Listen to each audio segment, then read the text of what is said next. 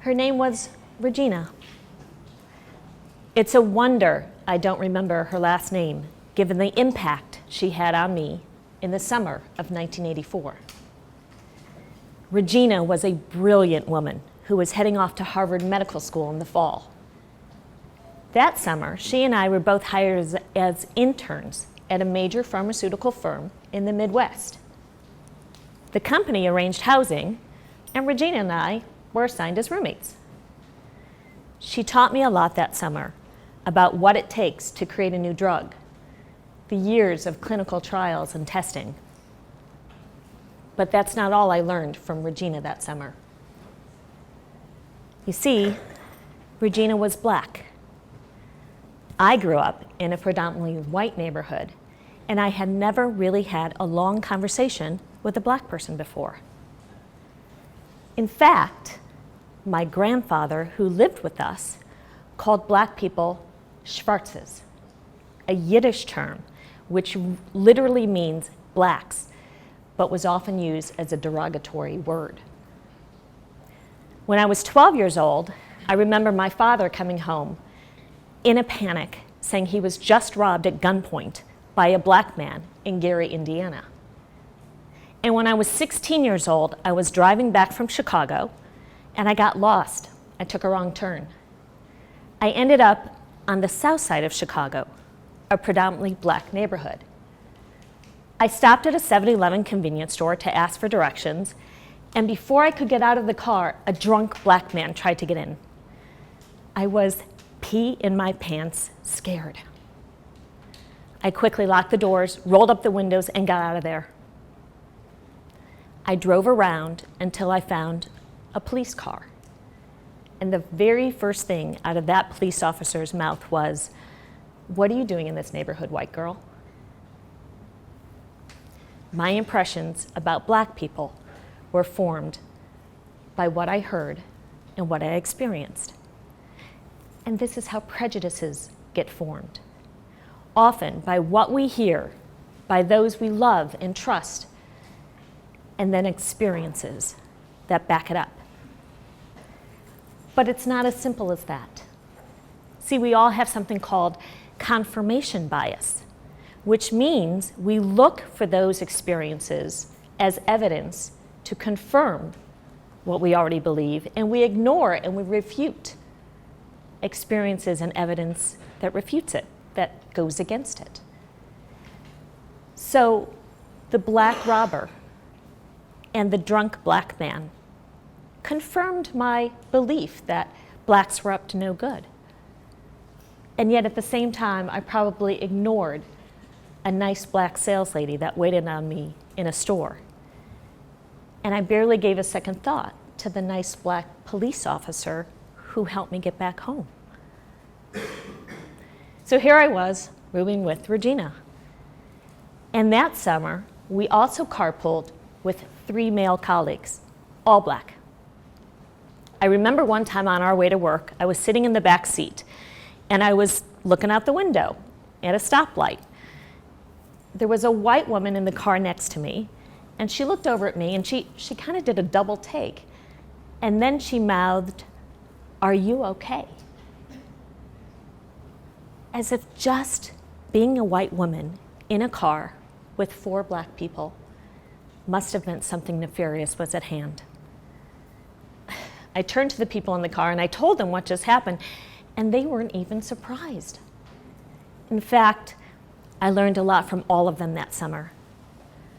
I learned how much harder they had to work to make a good impression, how people often expected the worst of them and then were almost surprised to find out that they were good and kind and decent and smart. I learned that if a man's name was Tyrell versus Tim, his opinion was already discounted. And I learned that if they walked into an upscale department store, they were often followed by security guards. I also learned when they took me to a restaurant in a predominantly black neighborhood, I still felt scared. Sure, my tolerance and acceptance of educated black people went up, but all others? It took me about an hour sitting there in the restaurant, to fully calm down. I saw that the waitress was sweet and that everybody there was just peacefully eating their meal. I realized then I had to start doing a better job at judging people by their character and not the color of their skin. Fast forward to more than 30 years later, and we still are dealing with issues of prejudice. The whole movement of Black Lives Matter is a testament to this. And the backlash of All Lives Matter means people still don't get it. Of course, all lives matter, but Black Lives Matter just as much. As a Jew, I have also been the target of prejudice.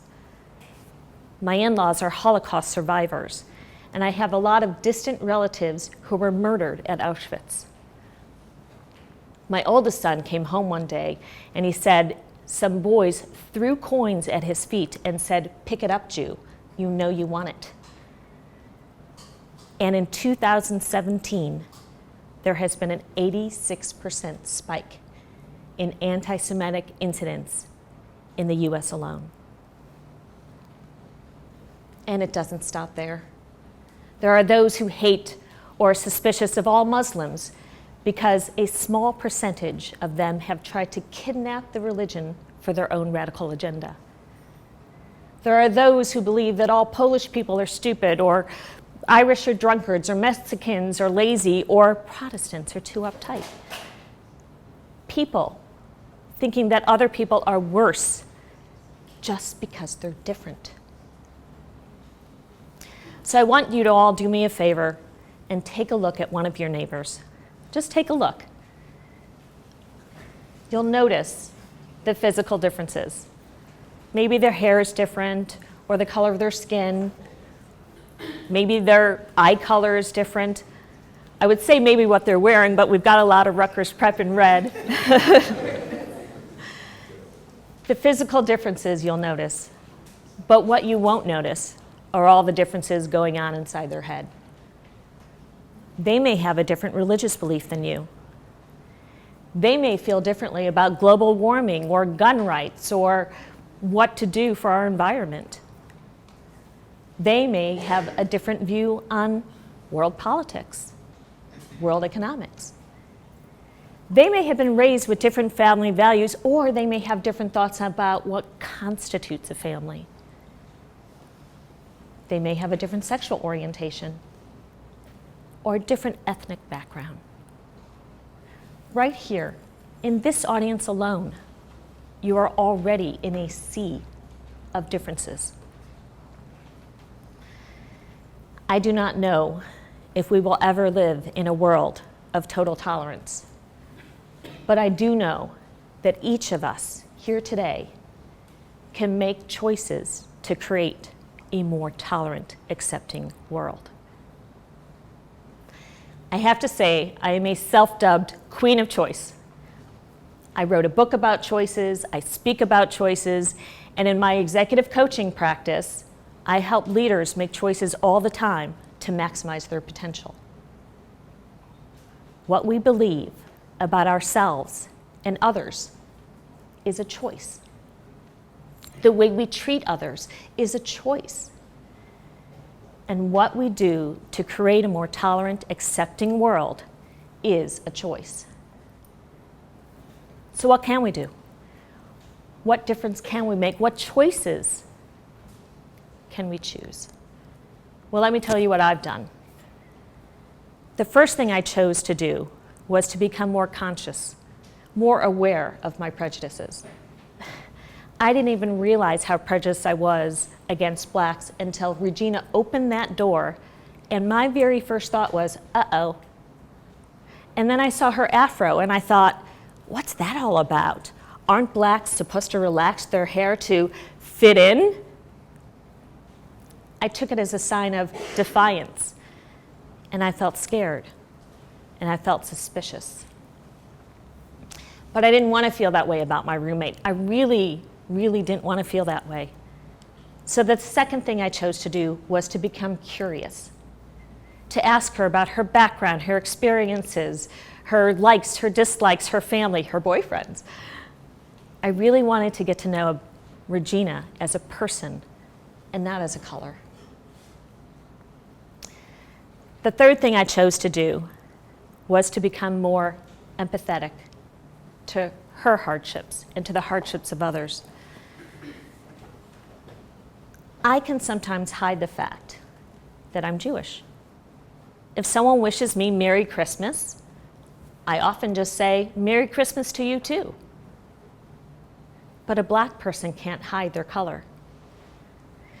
So I tried to imagine myself going into a Nazi meeting and saying, hey all, I'm Jewish. The kind of fear and suspicion that would be targeted my way.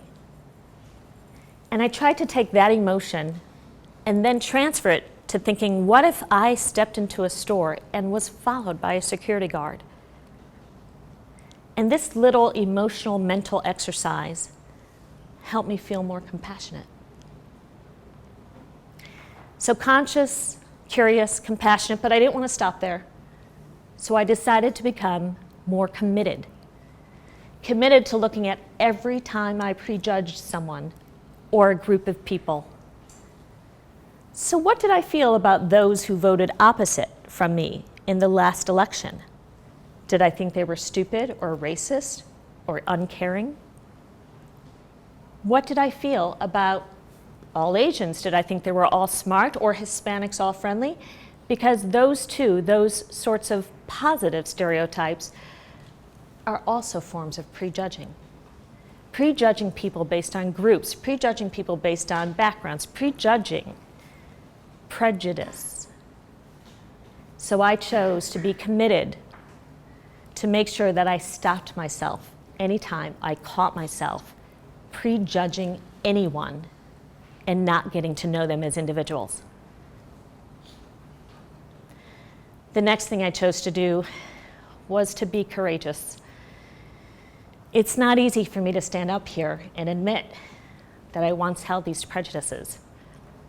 I'm not proud of it. And in fact, I feel a bit exposed. But I'm hoping by my sharing my story, it'll inspire and encourage you to think about your own feelings, your own beliefs, and anytime you're prejudging, and make a choice to change. Okay, so we have conscious, curious, compassionate, committed, and courageous. So the last thing I chose to do, I promise you, does not begin with a C. I chose to try to influence others, not just through talks like this, but through discussions. Discussions with individuals. Discussions not to challenge them directly, because that barely ever works. People get very defensive in their beliefs. But to try to understand how they were formed, where did they come from, and then help chip away at them. Much like Regina and my carpool buddies helped me do so many years ago. Individual discussions. So I guess there really is another C, and that would be conversations. Conversations with people to get to know them and help them change and help them see that individuals are individuals with their own set of character and motivations and talents. It kind of reminds me of the story of the boy who's throwing starfish back in the ocean. He picks up a starfish at the beach, he throws it in the ocean. He picks up another starfish, he throws it in the ocean. And a man comes by and he says, "Hey son, what are you doing?" And the boy says, "Well, I'm throwing starfish in the ocean so they could live." And the man says, "Son, look it, there's thousands and thousands of starfish here on the beach. You'll never make a difference." And the boy picks up another starfish and throws it in the ocean and says, "I made a difference to that one." So let me leave you today with a question. What can you do? What choices can you make to create a more tolerant, accepting world? Thank you.